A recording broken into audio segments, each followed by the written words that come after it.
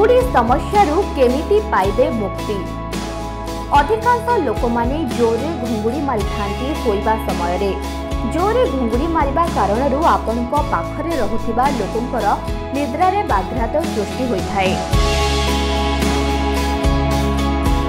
तेबे आसंतु जानिबा घरोई उपाय माध्यमरे केमिति पाइबे घुंगुड़ीरू मुक्ति। रातिरे सोइबा पूर्वरु गोटिए रसुण पाखुड़ा खाई अल्प उषुम पानी पियंतु।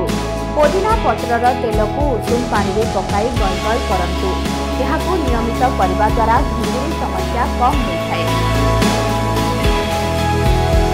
पुदीना पत्रर चा तैयारी करी मध्य आपण पी पारिबे। एहा शरीर पई बेस लाभदायक अटे। एक ग्लास रे हल्का उषुम पानी रे किछि दालचीनी गुंड मिसाई एहाकु पियंतु। यह घुंगुड़ी समस्या को दूर करिथाय।